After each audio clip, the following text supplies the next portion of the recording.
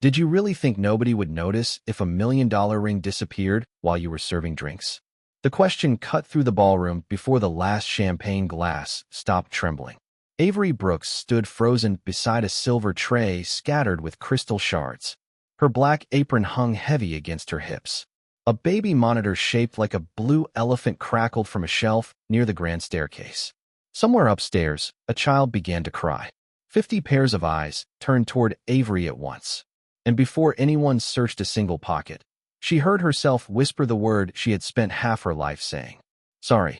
3 hours earlier, Avery had been tying the strings of that same apron in the employee bathroom of the DeLuca estate. The mirror showed a 31-year-old woman with tired brown eyes, flower-pale skin from a double shift, and a body that always seemed to enter rooms before she did. She adjusted the apron twice, then a third time. Old habit. People noticed things about women her size. Wrinkles, stains, mistakes. Her phone buzzed with a payment reminder from the rehabilitation center caring for her father. $382 due Friday. She locked the screen and slid the phone back into her bag. The estate was already glowing by sunset.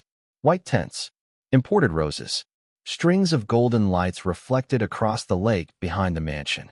The celebration was for Sofia DeLuca, the 6-month-old daughter of Roman DeLuca. Every politician, judge, business partner, and socialite in the city seemed to be walking through those doors. Avery spent the first hour carrying champagne, collecting empty glasses, and becoming invisible. She was good at that part. Invisible people survived. Invisible people kept jobs. Near 7:30, Vanessa Romano appeared beside her. Roman's fiancée moved through rooms like she owned gravity itself. Cream silk dress. Perfect smile. Diamond ring glittering beneath the chandeliers. Avery, she said warmly. Too warmly. Would you mind bringing fresh towels to the nursery upstairs? Avery nodded. Of course. Vanessa's smile widened. You're always so dependable. The compliment landed strangely, like a hand, resting too long on someone's shoulder. Upstairs, the nursery felt disconnected from the party below. Soft yellow lamps. A white crib. Stuffed animals arranged with impossible precision. The baby monitor sat on a shelf beside a rocking chair. Blue elephant ears. Tiny blinking green light. Sophia slept peacefully beneath a pink blanket. Avery set down the towels, then paused. Vanessa was standing beside the monitor, not looking at the baby, looking directly into the camera lens. For a moment, neither woman spoke. Everything okay? Avery asked. Vanessa turned immediately. The smile returned. Perfect. Practiced. Of course. Her gaze drifted toward the monitor. Tell me something. She laughed softly. These recordings delete automatically, right? Avery frowned. I don't know. Vanessa smoothed her dress. Never mind. It should have ended there. Yet the question lingered long after Avery left the room. Because people worried about babies. They worried about feeding schedules, fever temperatures, sleeping patterns. They did not usually worry about whether recordings survived. By 10 o'clock, the ring was gone. By 10:03, the accusations had begun. By 10:05, Avery stood beside the shattered tray while guests watched her with the quiet certainty reserved for guilty people. Vanessa raised both hands gently. Let's not embarrass her, she said. Just check the apron. Silence rolled through the ballroom. Heavy. Sharp. Roman DeLuca finally lifted his eyes from the conversation he had been having with his attorney. Avery slowly untied her apron strings and placed the garment on the table herself. She would not run. She would not cry. She would not beg. Then the baby monitor crackled again. A burst of static. A voice. One word. Barely audible. Not a baby's voice. Not Sophia's. Don't. Roman's head turned toward the monitor. And for the first time that night, something in the room stopped making sense. Nothing happened for 3 full seconds after the voice came through the monitor. That was the strange part. Not the static. Not the word itself. The silence afterward. The kind of silence that arrives when a room full of people suddenly become aware of each other. Avery could hear the fountain outside the ballroom windows. Could hear ice settling in champagne buckets. Could hear the faint hum of the industrial dishwashers running somewhere beyond the service corridor. Then Vanessa laughed softly. Interference, probably. Her voice was smooth as silk. These things pick up all sorts of sounds. A few guests nodded immediately, grateful for an explanation. People loved explanations. especially expensive people. Avery stood beside the table with her apron folded neatly in front of her. Nobody had found a ring. Nobody had found anything. Yet nobody looked relieved. The suspicion remained. It hung in the air like cigar smoke. Invisible. Persistent. Roman DeLuca said nothing. He simply looked at the monitor. Then at Avery. Then back to the monitor. The movement was so small most people missed it. Vanessa didn't. We should continue the search, she suggested. The longer we wait, the harder this becomes for everyone involved. Everyone involved. Avery noticed she hadn't said my ring. She hadn't said our family. She hadn't said Sophia. Just everyone involved. The words settled oddly in her mind. One of the older guests adjusted his cufflinks and cleared his throat. Perhaps employees should remain in the ballroom until this is resolved. Employees. Not names. Not people. Employees. Avery felt heat rise in her face. Not shame. Something colder. Familiar. Across the room, a young nanny stood near the staircase, clutching a baby blanket against her chest. Her eyes never left the blue elephant monitor. Twice she looked away. Twice she looked back. Avery recognized that look. Fear. Real fear rarely looked dramatic. It looked like someone trying very hard to appear normal. Roman finally spoke. Your name. The nanny startled. Megan, sir. Why are you staring at the monitor? The question landed lightly. Almost gently. Megan's face drained of color. I wasn't. Roman said nothing. Silence stretched. Megan swallowed. I just thought I heard something. Vanessa stepped forward immediately. She's 19. This is her first event. She's nervous. Again, a perfect answer arriving a little too quickly. Avery watched Roman's expression. Nothing changed. Yet she noticed him slip his phone from his jacket pocket. One photograph. The monitor. One photograph. Megan. Then the phone disappeared. No speech. No accusations. Just evidence quietly collected. The search resumed. Security checked storage rooms, coat closets, service stations. Avery was asked the same questions 3 different ways. Had she entered the master suite? Had she been near Vanessa's purse? Had she left the ballroom? She answered each one calmly. Then something surfaced in her memory. Small. Irritating. Like a splinter. Earlier that evening, she had carried coffee upstairs for Vanessa. 2 cups. She remembered because one had spilled slightly onto the saucer. Vanessa had been alone. At least she was supposed to be. Yet the receipt attached to the order had listed 2 specialty drinks. 1 vanilla latte. 1 black coffee. No sugar. No cream. Avery frowned. The memory refused to leave. Meanwhile, Megan quietly disappeared toward the nursery. Nobody noticed except Avery. She excused herself to collect fresh linens from the service hall and followed. Upstairs, the nursery door stood half open.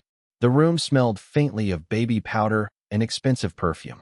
Megan was kneeling beside a charging station near the rocking chair. Her hands shook so badly she dropped something. A phone. Old. Scratched. The kind people kept because replacing it cost money. The screen flashed before she could grab it. 1 notification. 1 line. Cloud sync failed. Recording access attempted 9:17 p.m. Megan looked up and saw Avery standing in the doorway. For a second, neither woman spoke. Then Megan whispered, barely audible. Someone tried to erase the nursery recordings before the ring was even reported missing. Megan's words seemed to pull the temperature out of the room. Avery stared at the old phone in her trembling hands. The cracked screen reflected the soft yellow nursery lamp, splitting the notification into fractured pieces of light. Someone tried to erase the recordings before the ring was reported missing. Not after. Before. That was what wouldn't leave her alone. People covered mistakes after they happened. They erased evidence after. Accusations. They didn't usually erase something before anyone knew there was a reason to hide it. Who has access? Avery asked quietly. Megan looked toward the hallway before answering. Just me. Miss Romano. And. She hesitated. Mr. DeLuca, technically. Avery nodded slowly. Roman DeLuca was many things. Ruthless. Powerful. Feared by men who wore million-dollar watches and traveled with private security. But he wasn't the type to sneak into a nursery to delete baby monitor footage. Megan seemed to realize the same thing the moment she said it. The silence between them stretched. Then footsteps sounded in the hallway. Both women looked up. Roman stood in the doorway. Not angry. Not suspicious. Just watching. The way a man watches a chessboard after realizing one piece is standing in the wrong place. Megan nearly dropped the phone. Sir. Roman's eyes moved from her face to the notification still glowing on the screen. Show me. No raised voice. No demand. Just 2 words. Megan handed him the phone. He studied the message for several seconds. Avery noticed something then. He didn't ask who did it. He didn't ask why. He asked a different question.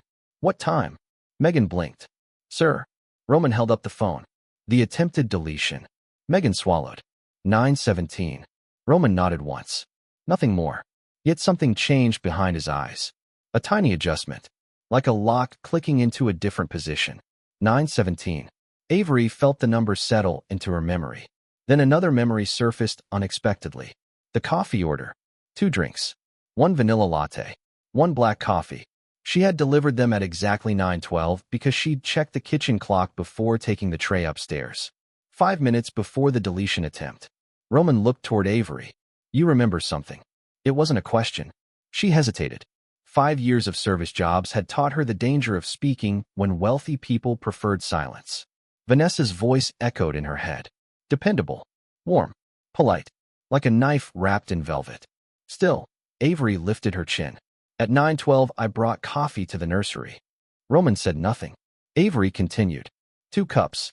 A pause. Miss. Romano was alone.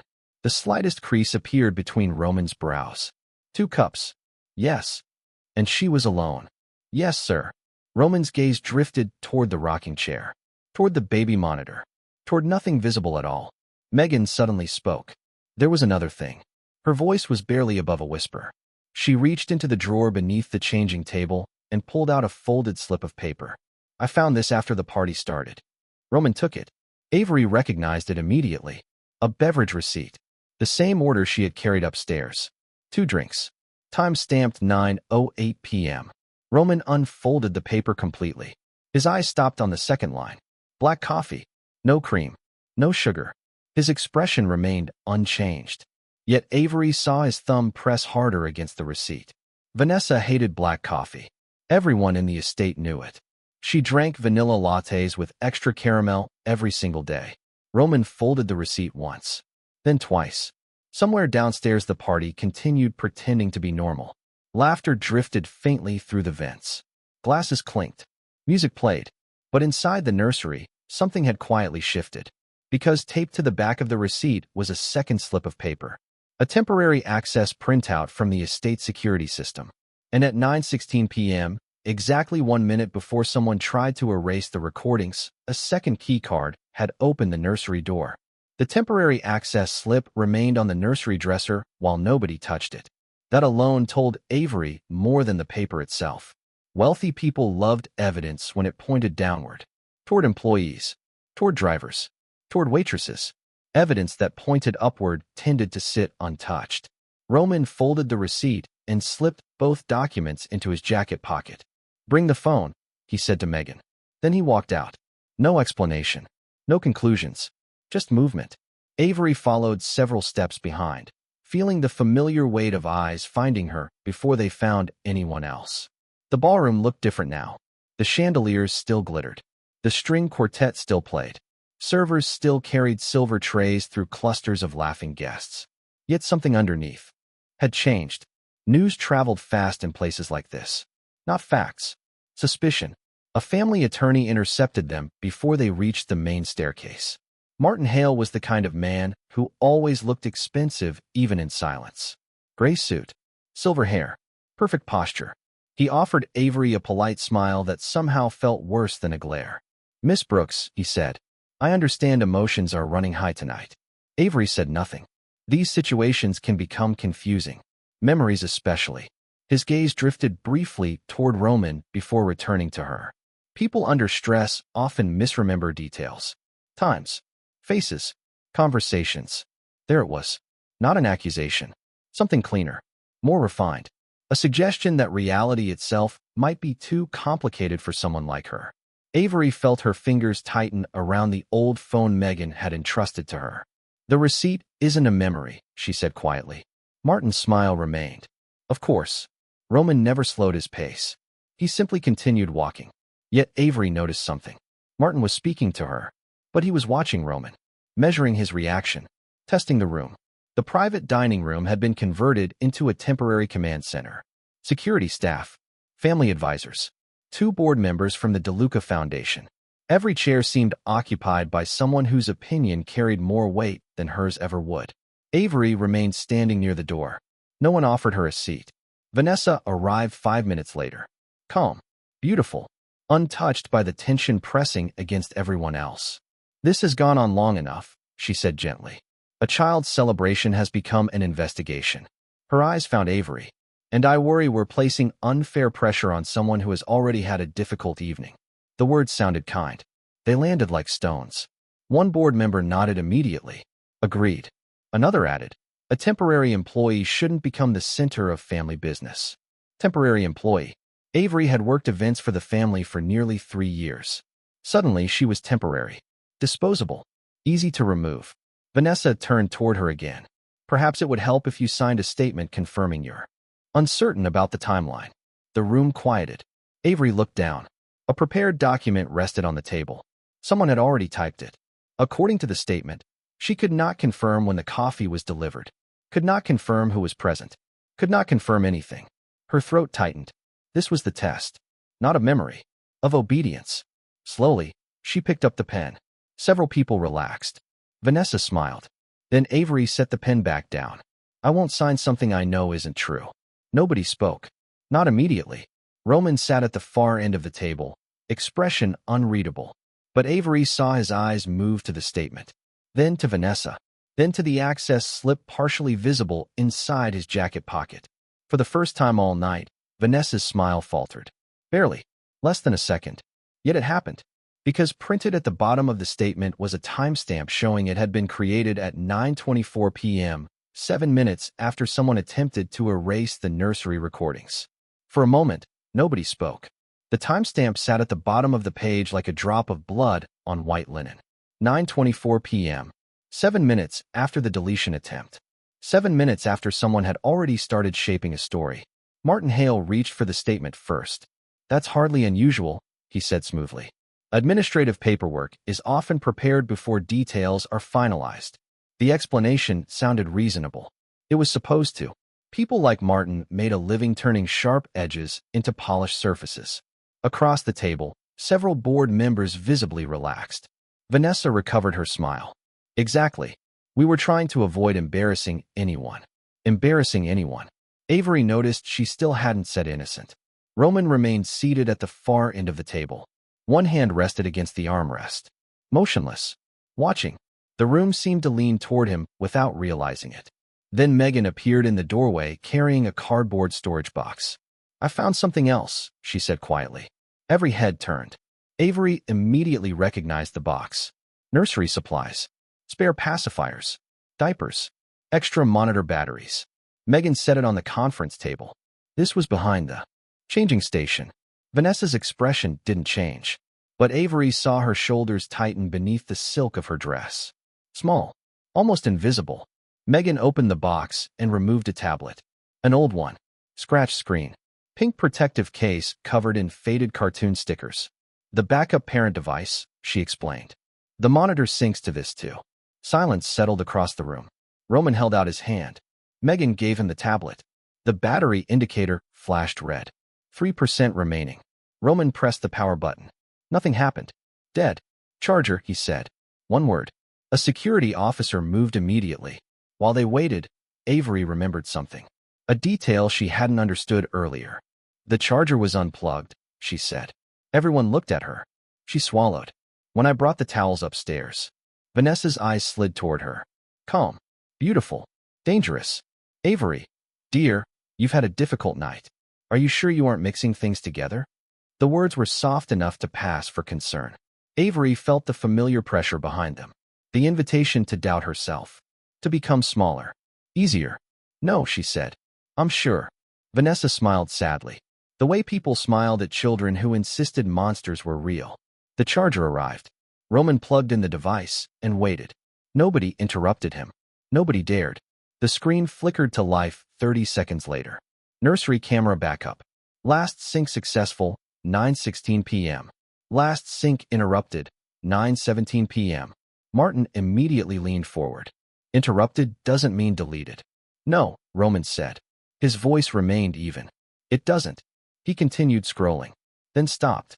Avery watched something change in his eyes. Not belief. Not yet. Recognition. The tablet displayed a gallery of captured snapshots automatically generated whenever motion was detected. Most showed Sophia sleeping, Megan adjusting blankets. Empty rooms. Then one image appeared. Roman enlarged it. The nursery at 9:16 p.m. Vanessa is standing beside the crib, a velvet ring box visible in her hand. The room seemed to inhale. Vanessa reacted instantly. Of course I had the ring. Her laugh came too quickly. I was showing it to Sophia. It was a family heirloom. Ask anyone. Reasonable. Plausible. Almost perfect. Martin nodded immediately. That explains the image. It should have. Yet Roman kept staring. Not at Vanessa. Not at the ring box. At the bottom corner of the photo. Avery followed his gaze. There, partially reflected in the nursery window, stood the shadow of a second person. Not clear enough to identify. Not enough to prove anything. Just a shape. A witness. Someone Vanessa had never mentioned being there.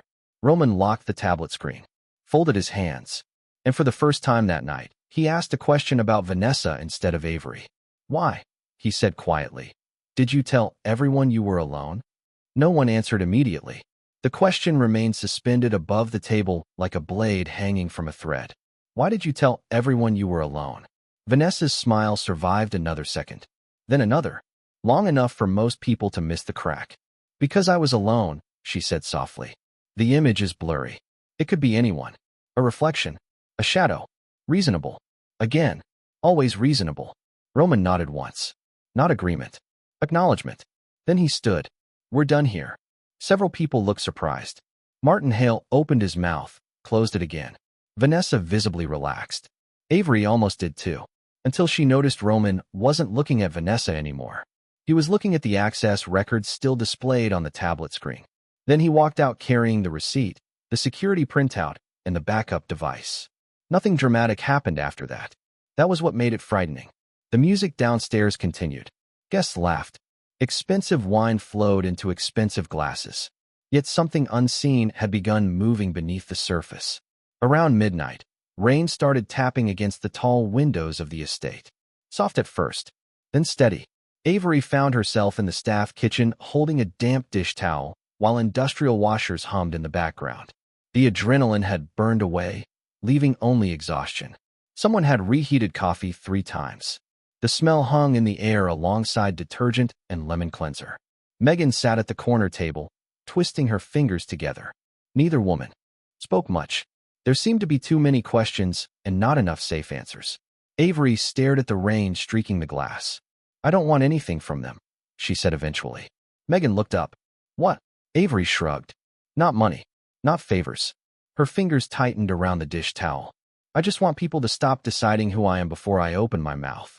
The words surprised even her. They hung between them quietly. Then the kitchen door opened. Roman's chief of security entered.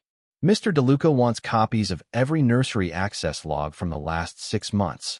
Megan blinked. 6 months. The man nodded. Every entry. Then he left. The room fell silent again. 6 months. Not one night. 6 months. Somewhere upstairs, Roman was no longer investigating a missing ring. He was looking for a pattern. By 1 o'clock in the morning, 3 more people had received calls. The estate IT director. The family accountant. Roman's private attorney. None of them were told why. Avery learned this later. What she did see was stranger. Around 1:20 a.m., she was called back to the nursery. The room felt different now. Emptier. Roman stood alone beside the crib. The baby monitor sat on the dresser. The blue elephant's tiny green light blinked steadily. On the changing table lay a stack of printed documents. Security logs. Staff schedules. Visitor records. Roman picked up one page. Look at this. Avery stepped closer. A shift log. Nursery coverage assignments. Most entries were typed. Normal. Consistent. Then one line caught her attention. The handwriting changed. Different ink. Different pressure. A schedule adjustment made 3 weeks earlier. One employee removed. Another added. What am I looking at? She asked. Roman tapped a single name. The shadow person from the photograph finally had an identity. Claire Benton. Temporary childcare consultant. Avery frowned. I've never met her. You should have. Roman's voice remained calm. Too calm. According to payroll, she worked here for 11 weeks. Avery looked again. No photo. No emergency contact. No tax documentation attached. An employee who existed on paper, but nowhere else. The rain struck harder against the glass. Somewhere in the estate, a grandfather clock chimed 1:30. Roman picked up another document. A bank authorization form. Signed by Vanessa. Monthly payments approved to Claire Benton. The amount wasn't large. That was the disturbing part. Small enough to disappear. Regular enough to matter. Roman stared at the signature for a long time. Then he opened a personnel file and found something Avery hadn't expected. Attached to the first page was a handwritten note from nearly a year ago. His own handwriting. Approval granted per Vanessa's request. Roman's thumb froze against the paper. Because suddenly he wasn't looking at a stranger's deception. He was looking at his own signature beneath it. Roman's thumb remained on his own signature for several seconds. The nursery was silent except for rain striking the windows and the soft electronic hiss of the baby monitor. Avery watched him carefully. Most men would have become angry, defensive, loud. Roman became something worse. Quiet. He closed the personnel file and handed it to his attorney without a word. Find her, he said.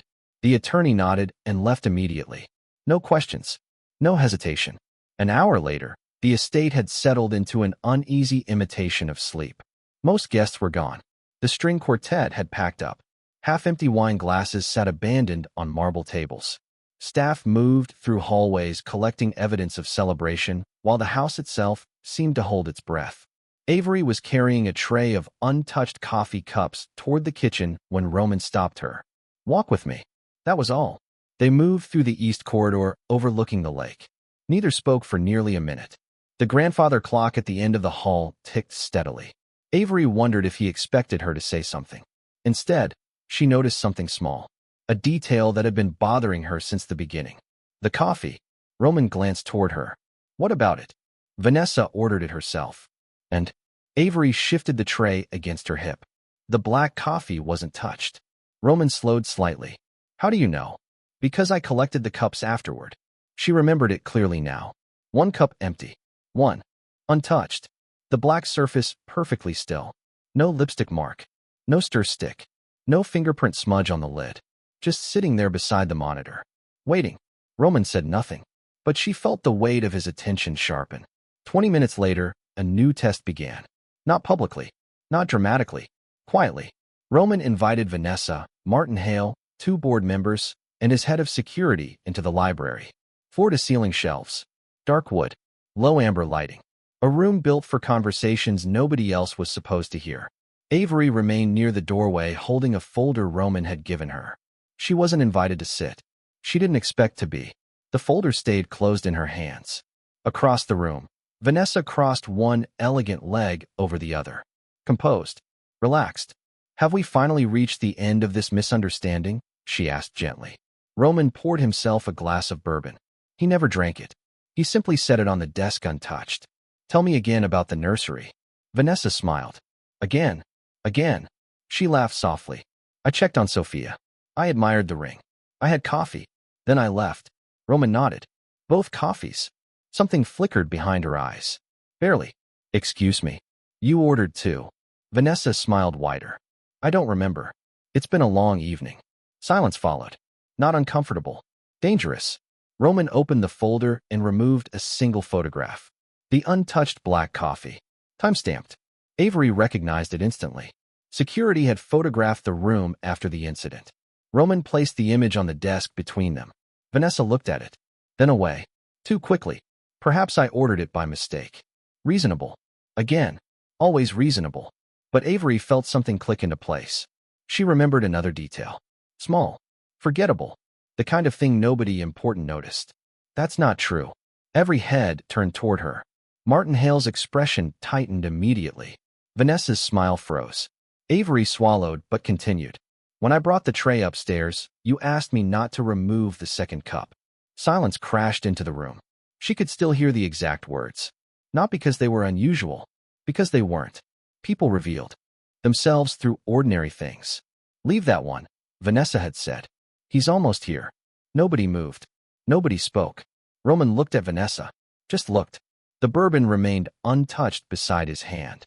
A phone on the desk vibrated once. Nobody reached for it. Across the room, Vanessa's fingers tightened around the armrest for the first time all night. And in that moment, she finally understood something Avery had not realized until now. Roman was no longer asking questions to find the truth. He was asking questions to see how many lies were left. The phone stopped vibrating. Nobody moved to answer it. The sound faded, but the silence it left behind seemed louder than before. Vanessa's hand slowly loosened from the armrest. Her smile returned. Smaller now. More fragile. "This is becoming absurd," she said softly. A forgotten cup of coffee. A blurry reflection. "We're building fairy tales from coincidences." Martin Hale nodded immediately.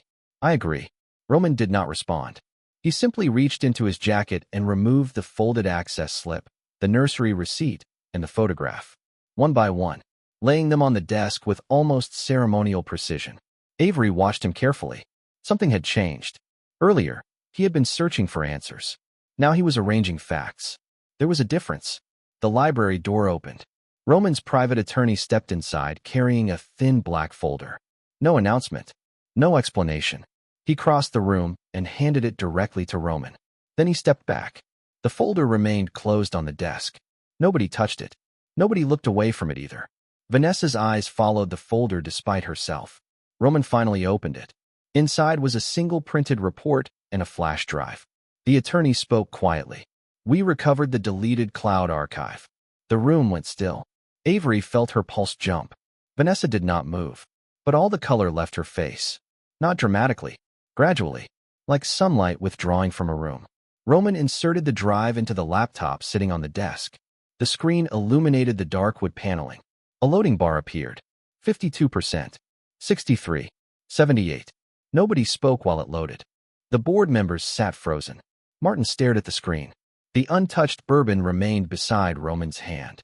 Avery became aware of every tiny sound in the room. The ticking clock. Rain against glass. The faint hum of the laptop fan. Then the file opened. Nursery camera backup archive. 9:14 p.m. Grainy footage filled the screen. Sophia sleeping peacefully in her crib. The rocking chair. The changing table. The blue elephant monitor. Vanessa stepped into frame carrying the velvet ring box. Nobody reacted yet. Everyone had already seen enough to explain that away. Then another figure entered the room. The shadow from the photograph. Clear now. Not a stranger. Not a consultant. Not Claire Benton. Martin Hale closed his eyes for a brief second. Vanessa stared at the screen. The second figure was her. The same woman. Recorded 2 minutes earlier through a different camera angle. Roman leaned forward slowly. The room seemed to tilt. On the footage, Vanessa removed the ring from the box. Walked to the changing station. Opened a storage drawer. Then spoke words no one in the room could mistake. "By morning they'll blame the waitress." Nobody breathed. The audio crackled slightly. Vanessa continued. "People always do." Avery felt something cold settle into her chest. Not victory. Recognition. The recording kept playing. Vanessa reached for the monitor controls. Delete tonight's archive. Error tone. Failed. Another attempt. Failed again. Then the screen froze. End of recovered footage. Silence. Complete. Absolute. Roman stared at the laptop. His face revealed almost nothing. Yet Avery saw his hand tighten around the edge of the desk. White knuckles. The smallest crack in a man who had spent years controlling every visible emotion. It wasn't the ring. It wasn't even the lie. It was the certainty in Vanessa's voice when she said people always do. Because she had been right. They had blamed Avery immediately. Under his roof. In his home. Under his name. Nobody spoke for several seconds. Then Avery stepped forward. She reached into her apron pocket and removed the folded coffee receipt she had kept after all the questioning began. The original. Not the copy. The one Vanessa had tried to make disappear. Carefully, she placed it beside the laptop. Beside the access log. Beside the photograph. Beside every other piece of truth people had tried not to see. No speech. No accusation. Just evidence. Roman looked at the receipt. Then at Avery. For the first time all night, he did not look through her. He looked at her. Really looked.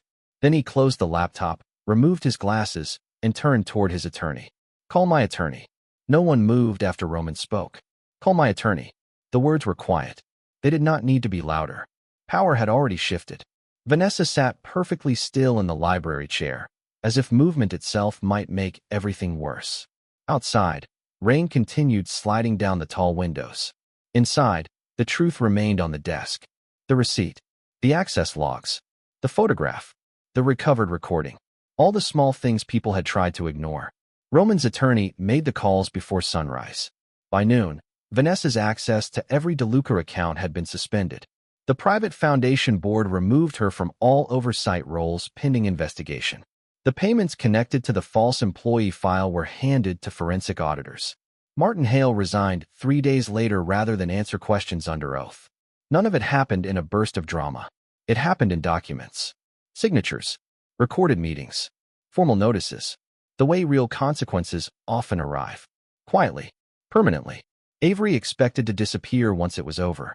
People like her usually did. They were useful during the crisis and forgotten afterward. Instead, she received a request to return to the estate the following Friday. The same mansion, the same lake, the same front doors. Walking back through them felt strange. The last time she had stood there, half the room believed she was a thief. This time the staff greeted her by name. Her actual name. Not waitress. Not employee. Avery. In the main dining room, several members of the foundation board were waiting. Roman stood near the windows overlooking the water. When she entered, the room became quiet. Not the hostile silence from before. A different kind. The kind people give to a truth they failed to protect. The board chair stood first. "Miss Brooks," she said, "an official statement has been entered into the record clearing your name completely." Avery said nothing. The woman continued. "We also reviewed prior complaints made against temporary staff. Your case revealed serious failures in how accusations were handled." Another document was placed before her. New employment protections, independent review procedures, mandatory evidence requirements before disciplinary action, rules that should have existed long ago.